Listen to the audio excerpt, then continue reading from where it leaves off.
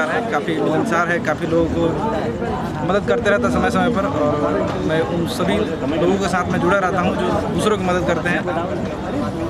और इस तरह का अवार्ड मिलना, आपके काम को रिकग्नाइजेशन मिलता है तो कैसा महसूस होता है? बहुत खुशी होती है कि इस तरह का अवार्ड मिलता है। जब कोई काम आदमी दिन रात करते रहते हैं, हम लोग जगे हुए, कभी जगते हैं, कभी दौड़ते हैं, भागते हैं, पसीना पसीना हो जाते हैं, और इस तरह का अगर अवार्ड मिलता है तो सारे पसीना का दर्द खत्म हो जाता है। भूषण जी, आपने कई सारे एक्टर्स के करियर बनाए हैं, तो ये करियर बनाने का जो टिप है थोड़ा कुछ आप बताइए दर्शकों को।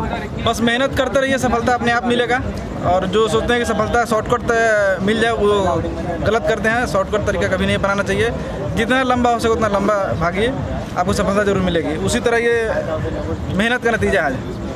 फिल्म इंडस्ट्री बहुत बुरे वक्त से गुजरी है और अब थोड़ा थोड़ा खुलना शुरू हो चुका है। भोजपुरी इंडस्ट्री कितने गई है? मुझे लगता है कि जितना भोजपुरी फिल्म इंडस्ट्री में शूटिंग चल रही है, शायद बॉलीवुड में नहीं चल रही होगी, मराठी में नहीं चल रही, तमिल तेलुगु में नहीं चल रही होगी। तो मैं सभी उन निर्माताओं को बधाई दूंगा जो हमारे लॉकडाउन के बाद भी सभी फिल्म इतने अधिक मात्रा में बना रहे हैं। मुंबई का क्या हाल है, कुछ आप बताना चाहिए? मुंबई के थिएटर, मुंबई में थिएटर खुल चुके हैं, लेकिन जो सेकंड कोविड का वैक्सीन ले चुके हैं उन्हीं को है। शूटिंग मुंबई में हम लोग भोजपुरी फिल्म नहीं कर रहे हैं, क्योंकि यहाँ बहुत सारे नियम कानून अभी भी लगे हुए। महाराष्ट्र सरकार ला के रखी है, ये गलत कर रही है, इस तरह नहीं करना चाहिए।